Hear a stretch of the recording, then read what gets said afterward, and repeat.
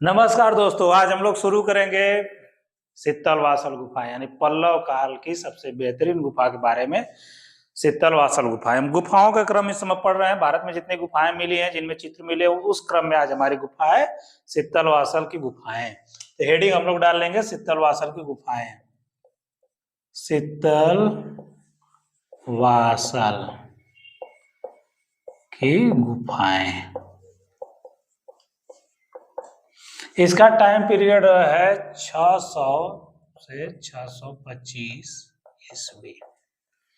मतलब time period से हमको ये पता चल रहा है कि ये कब की है, पल्लव कालीन ये गुफा है। ये गुफा पल्लव कालीन है। अब हम लोग देखेंगे कि ये पल्लव कालीन जो गुफा है, इसका मतलब क्या होता है। शीतल वासल गुफाओं का मतलब ऐसे होता है जैन संतों का सिद्ध स्थान, यानी कि जहाँ पे जैन संत रहते थे उस जगह को कहा जाता है शीतल वासल। यानी जहाँ पे जैन संत रहते तो उस गुफा को क्या कहा, शीतल वासल गुफाएं। तो अब हम लोग एक एक करके इसके बारे में पढ़ते हैं। तो पहली हेडिंग हम लोगों की रहेगी भूगोल, यानी कि ये है कहाँ पे। तो भूगोल के अंतर्गत हम लोग इसका भूगोल देखेंगे, ये कहाँ पे है। तो भूगोल के अंतर्गत हम लोग जब देखते हैं तो भूगोल में का मतलब है कि यह कहाँ पे वर्तमान में स्थित है। तो शाब्दिक अर्थ हम बता ही दिए। शाब्दिक अर्थ इसका है, पहले भूगोल में देख लेते हैं। यह है तमिलनाडु में। तमिलनाडु के तमिलनाडु के एक जगह है, उस जगह का नाम है पट्टुकोट्टाई। पट्टुकोट्टाई इसका नाम है। नाम बहुत टेढ़ा है, साउथ का नाम है, तो ऐसे याद रखिएगा पट्टुकोट्टाई। ठीक। तो ये तमिलनाडु में कहाँ है, तमिलनाडु में दक्षिण तमिलनाडु के अंतर्गत दक्षिण तमिलनाडु नहीं, तमिलनाडु में किधर है, दक्षिण तमिलनाडु में है। दक्षिण तमिलनाडु में एक स्थान है पट्टुकोट्टाई। है कहाँ पे, तंजौर जिला है। जिला कौन सा है, दक्षिण तमिलनाडु में एक जिला है जिस जिले का नाम है तंजौर। जिला तंजौर। तंजौर का नाम आप लोग सुनेंगे क्योंकि तंजौर एक, जब आएंगे इस बात तो तंजौर एक चित्रकार, तंजौर एक शैली भी है। तो तंजौर जिले के अंतर्गत, तंजौर जिला है कहाँ पे, दक्षिण तमिलनाडु में है। तो दक्षिण तमिलनाडु में तंजौर जिला में एक स्थान है पट्टुकोट्टाई। यहाँ पट्टुकोट्टाई है कहाँ, पट्टुकोट्टाई नामक स्थान पे। ठीक, नामक स्थान पर दक्षिण तमिलनाडु जिला तंजौर पट्टुकोट्टाई नामक स्थान पे नदी हो जाएगी आपकी कृष्णा नदी। इतनी चीजें कंफर्म हुई। तमिलनाडु में कहा, दक्षिण तमिलनाडु के जिला तंजौर, स्थान पट्टुकोट्टाई, नदी कृष्णा नदी। कृष्णा नदी के तट पर यह गुफा स्थित है। कौन सी गुफा, शीतल वासल। और इसका शाब्दिक अर्थ क्या होगा, शाब्दिक अर्थ इसका जान लीजिए। शाब्दिक अर्थ ये पहले बता ही चुके हैं। शाब्दिक अर्थ होगा जैन संतों का निवास स्थान। जैन संतों का, सिद्ध जैन संतों का, सिद्ध भी लिख लीजिए, शीतल वासल है तो सिद्ध जैन संतों का निवास स्थान, इसको बोलेंगे हम लोग शीतल वासल। हो गए भूगोल और इसका अर्थ। अब इसका एक अलग नाम, शीतल वासल को और क्या क्या कहा जाता है, इसको आखिर कोहिल भी इसका एक और नाम है, आखिर कोइल और अरिहंत। तो अब हम लोग जान लिए कि शीतल वासल के कितने नाम, एक हो गया शीतल वासल, एक हो गया आखिर कोइल, एक हो गया अरिहंत। यानी इस गुफा को किस किस नाम से बुलाया जाता है, शीतल वासल, आखिर कोइल तथा अरिहंत, तीन नाम से इसको बुलाया जाता है। तो भूगोल हम लोग कंफर्म कर लिए और इसके नामों के बारे में हम लोग चर्चा कर लिए। तीन नाम, शीतल वासल, आखिर कोइल तथा अरिहंत, और स्थान भी देख लिए। अब हम लोग देखेंगे कि शीतल वासल गुफा के बारे में आगे चर्चा करते हैं। तो आगे हम लोग देखेंगे शीतल वासल जो गुफा है एक जैन मंदिर है। पहले ही बता दीजिए जैन संत यहाँ रहते, तो कौन सा मंदिर है, शीतल वासल गुफा क्या है, जैन मंदिर है। यह एक जैन मंदिर है, यानी कि यहाँ जैन संत रहते थे। जैन मंदिर है, यह पूर्णतः चित्रों से बना ढका था। ये जो गुफा थी जैन संतों के पूर्णतः चित्रों से अलंकृत थी। लेकिन लेकिन जैन मंदिर है शीतलवासल क्या था पहले पहले पहले क्या था, पूर्णतः चित्रों से ढका था। वर्तमान में क्या है, वर्तमान में केवल छतों तथा स्तंभों यानी खंभों, स्तंभों का मतलब खंभों के ऊपरी भाग पे चित्र बचे हैं।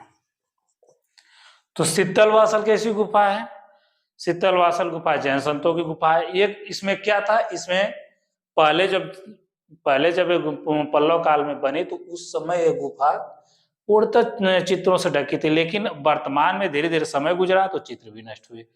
तो चित्र नष्ट हो गए, अब कितने बचे, अब सिर्फ उसके छतों पे चित्र बने हैं, बचे हुए हैं, और उसके जो स्तंभ है खंभे उस पे चित्र बचे हुए हैं। तो टोटल चित्र अब हम लोग कहाँ पाते हैं, छत और स्तंभ पे। ये क्लियर हो गया कि इस समय इस गुफा में कहाँ कहाँ चित्र हैं, तो ये चीजें क्लियर होगी। अब हम लोग देखेंगे इसकी खोज, इसको खोजा कौन। ठीक है, ये तो मंदिर है, जैन संतों का मंदिर है, लेकिन इसकी जानकारी कैसे हम लोगों को पता चले इसके बारे में हम लोग देखेंगे। तो खोजकर्ता जो इसके थे, इसके खोजकर्ता दो लोग हैं, उन दोनों लोगों के बारे में एक एक करके जानते हैं। अब हम लोग देखेंगे खोज।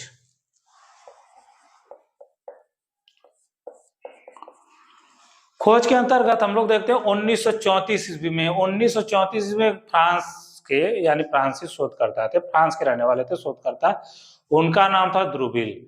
तो द्रुविल महोदय ने इस गुफा की खोज की। कब, ये 1934 की बात है, 1934 की बात है। फ्रांसिस शोधकर्ता कौन है, श्री द्रुविल जी हैं,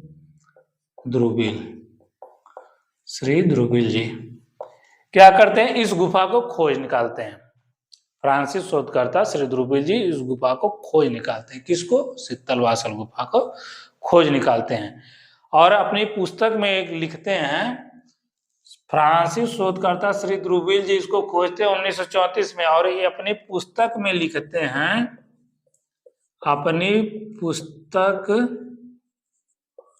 में लिखते हैं कि मुझसे पहले इस गुफा को टी.एस.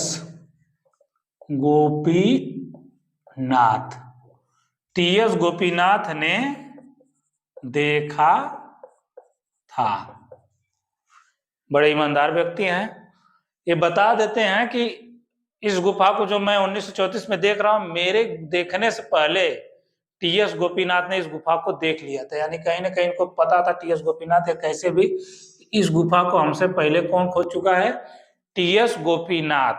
तो नोट में आप लिख लीजिए कि सर्वप्रथम इस गुफा को कौन खोजा, सर्वप्रथम इस गुफा को किसने देखा, किसने देखा, तो आंसर हो जाएगा टी.एस. गोपीनाथ। ठीक, टी.एस. गोपीनाथ कौन बताता, ये बताते फ्रांसिस शोधकर्ता श्री द्रुविल।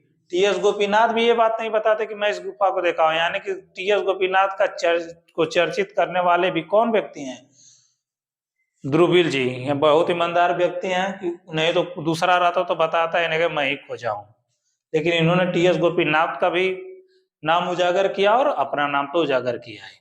अब हम लोग देखेंगे कि ये जो गुफा है जिसके बारे में हम लोग चर्चा कर रहे हैं, तो इसका निर्माण कौन कराया था।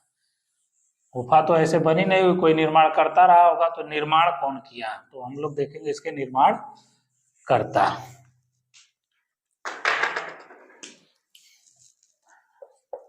निर्माण, अब हम लोग देखें निर्माण जो इसका हुआ है ये 600 से 625 ईस्वी के बीच में हुआ है। इस समय किसका शासक था, इस समय पल्लव वंश का राजा था राजा महेंद्र वर्मन। शासन किसका था, पल्लव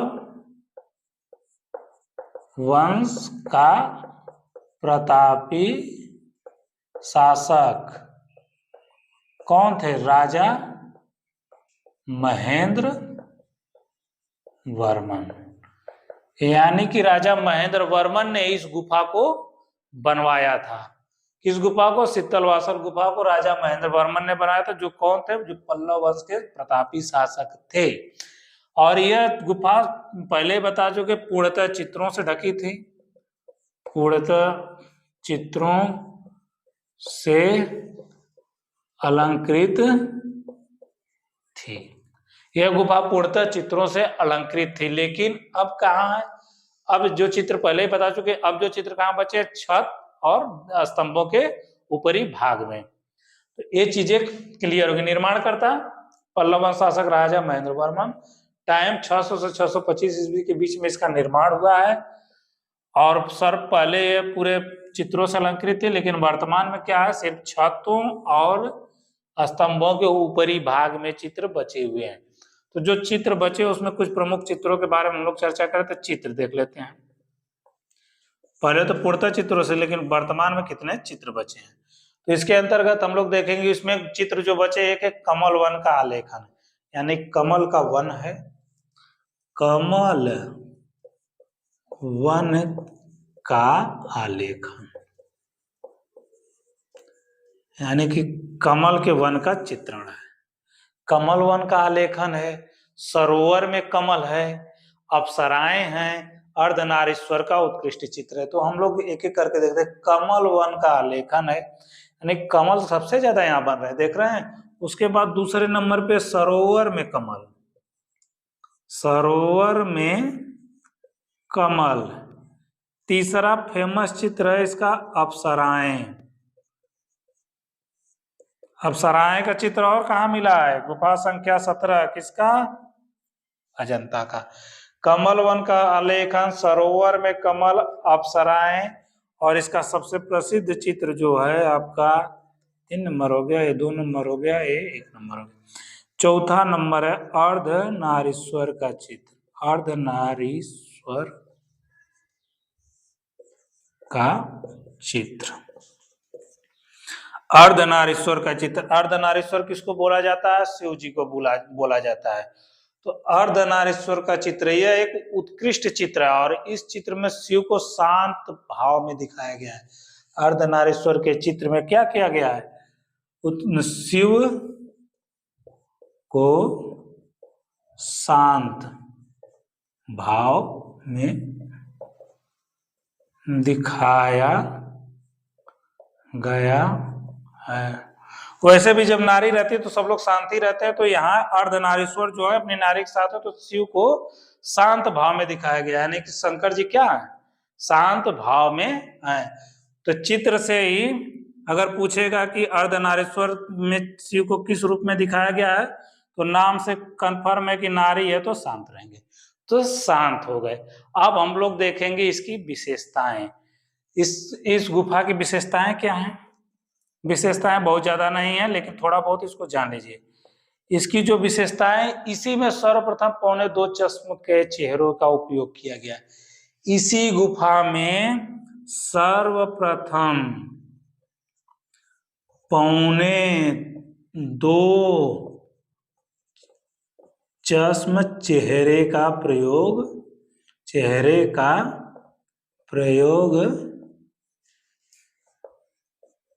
किया गया। ये चश्म क्या होता है, चश्म जो होते हैं, ऐसे नोट में लिखना होता है, लिख लीजिए।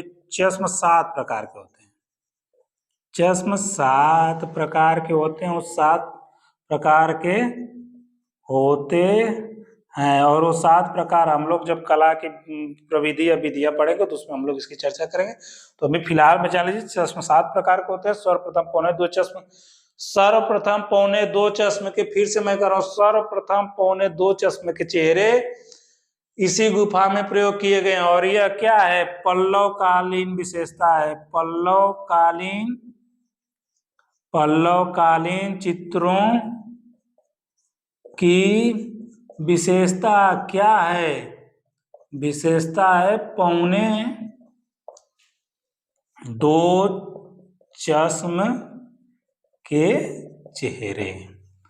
पौने 2 चश्म के चेहरे पल्लवकालीन विशेषता है।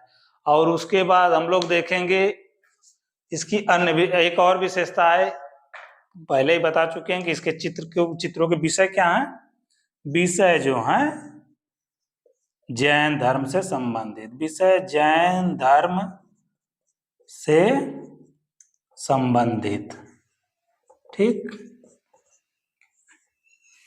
तो ये हम लोगों को क्लियर हो गया कि इसमें पौने 2 चश्म के चेहरे का उपयोग किया गया है। चित्रों के विषय जैन धर्म से संबंधित है। पौने 2 चश्म सर्वप्रथम पल्लव काल में बनने शुरू हुए। और चित्रों का जो रंग भी देख रहे थे, तो चित्रों का जो रंग था ये उत्तम क्वालिटी का था भैया। तो हम लोग देख लेते हैं चित्रों का जो वर्ण विधान है विशेषताओं के अंतर्गत ही हम लोग देख रहे हैं। चित्रों का वर्ण विधान यानी कि चित्रों का प्रयोग कैसा था? वर्ण विधान जो था उत्तम श्रेणी का था। उत्तम श्रेणी का था। और उस उत्तम श्रेणी के चित्रों में हम लोग पीला, हरा तथा भूरे रंग का प्रयोग देखते हैं। किस रंगों का प्रयोग देखते हैं?